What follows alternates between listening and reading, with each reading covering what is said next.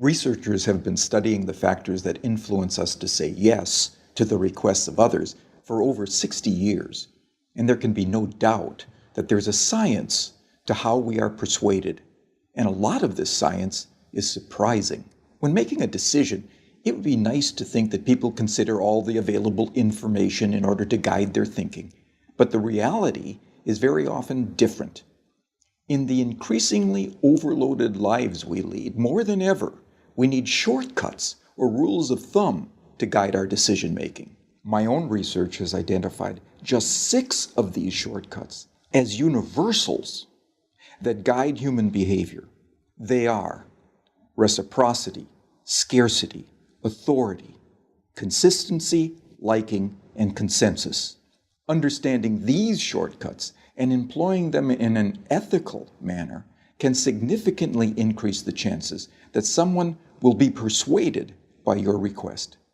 Let's take a closer look at each in turn. So, the first universal principle of influence is reciprocity. Simply put, people are obliged to give back to others the form of behavior, gift, or service that they have received first. If a friend invites you to their party, there's an obligation for you to invite them to a future party you are hosting. If a colleague does you a favor, then you owe that colleague a favor. And in the context of a social obligation, people are more likely to say yes to those that they owe. One of the best demonstrations of the principle of reciprocation comes from a series of studies conducted in restaurants. So the last time you visit a restaurant, there's a good chance that the waiter or waitress will have given you a gift, probably at about the same time that they bring your bill. A liqueur perhaps, or a fortune cookie, or perhaps a simple mint.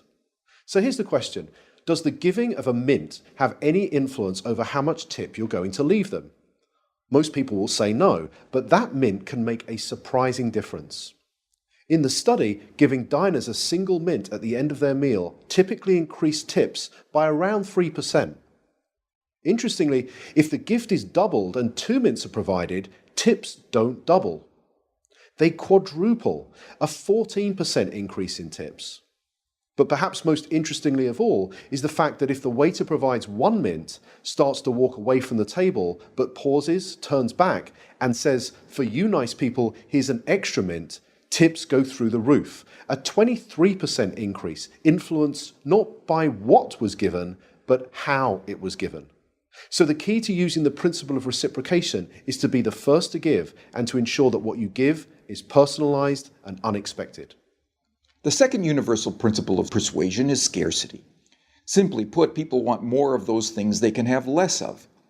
When British Airways announced in 2003 that they would no longer be operating the twice-daily London-New York Concorde flight because it had become uneconomical to run, sales the very next day took off. Notice that nothing had changed about the Concorde itself. It certainly didn't fly any faster, the service didn't suddenly get better, and the airfare didn't drop. It had simply become a scarce resource, and as a result, people wanted it more. So when it comes to effectively persuading others using the scarcity principle, the science is clear. It's not enough simply to tell people about the benefits they'll gain if they choose your products and services. You'll also need to point out what is unique about your proposition and what they stand to lose if they fail to consider your proposal. Our third principle of influence is the principle of authority, the idea that people follow the lead of credible, knowledgeable experts. Physiotherapists, for example, are able to persuade more of their patients to comply with recommended exercise programs if they display their medical diplomas on the walls of their consulting rooms. People are more likely to give change for a parking meter to a complete stranger if that requester wears a uniform rather than casual clothes. What the science is telling us is that it's important to signal to others what makes you a credible, knowledgeable authority before you make your influence attempt. Of course, this can present problems.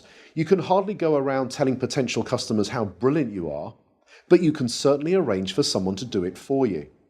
And surprisingly, the science tells us that it doesn't seem to matter if the person who introduces you is not only connected to you, but also likely to prosper from the introduction themselves. One group of real estate agents were able to increase both the number of property appraisals and the number of subsequent contracts that they wrote by arranging for reception staff who answered customer inquiries to first mention their colleagues' credentials and expertise.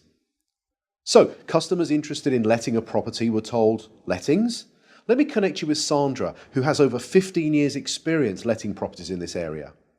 Customers who wanted more information about selling properties were told, "Speak to Peter, our head of sales. He has over 20 years' experience selling properties. I'll put you through now."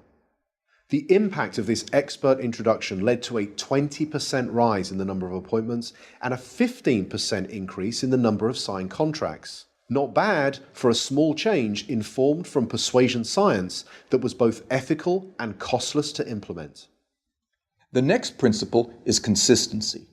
People like to be consistent with the things they have previously said or done. Consistency is activated by looking for and asking for small initial commitments that can be made.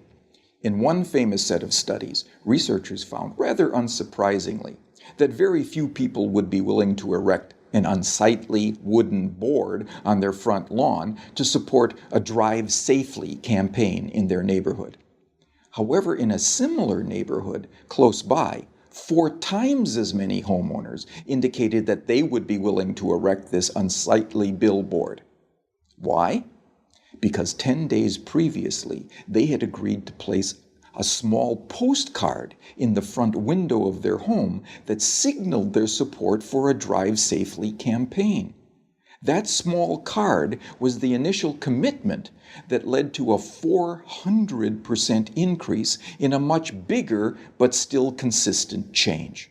So, when seeking to influence using the consistency principle, the detective of influence looks for voluntary, active, and public commitments and ideally gets those commitments in writing. For example, one recent study reduced missed appointments at health centers by 18%, simply by asking the patients rather than the staff to write down appointment details on the future appointment card. The fifth principle is the principle of liking. People prefer to say yes to those that they like. But what causes one person to like another? Persuasion science tells us that there are 3 important factors.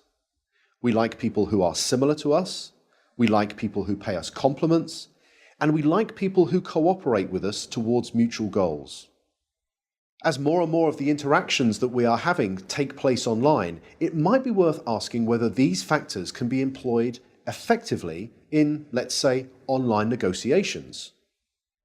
In a series of negotiation studies carried out between MBA students at 2 well-known business schools, some groups were told, "Time is money, get straight down to business." In this group, around 55% were able to come to an agreement. A second group, however, were told, "Before you begin negotiating, exchange some personal information with each other. Identify a similarity you share in common, then begin negotiating." In this group, 90% of them were able to come to successful and agreeable outcomes that were typically worth 18% more to both parties. So to harness this powerful principle of liking, be sure to look for areas of similarity that you share with others and genuine compliments you could give before you get down to business. The final principle is consensus. Especially when they are uncertain, people will look to the actions and behaviors of others to determine their own. You may have noticed that hotels often place a small card in bathrooms that attempt to persuade guests to reuse their towels and linen. Most do this by drawing a guest's attention to the benefits that reuse can have on environmental protection. It turns out that this is a pretty effective strategy, leading to around 35% compliance. But could there be an even more effective way? Well, it turns out that about 75% of people who check into a hotel for 4 nights or longer will reuse their towels at some point during their stay. So what would happen if we took a lesson from the principle of consensus and simply included that information on the cards and said that 75% of our guests reuse their towels at some time during their stay, so please do so as well. It turns out that when we do this, towel reuse rises by 26%. Now imagine the next time you stay in a hotel, you saw one of these signs. You picked it up and you read the following message. 75% of people who have stayed in this room have reused their towel. What would you think? Well, here's what you might think. I hope they're not the same towels. And like most people, you probably think that this sign will have no influence on your behavior whatsoever. But it turns out that changing just a few words on a sign to honestly point out what comparable previous guests have done was the single most effective message, leading to a 33% increase in reuse. So, the science is telling us that rather than relying on our own ability to persuade others, we can point to what many others are already doing, especially many similar others. So there we have it, 6 scientifically validated principles of persuasion that provide for small, practical, often costless changes that can lead to big differences in your ability to influence and persuade others in an entirely ethical way.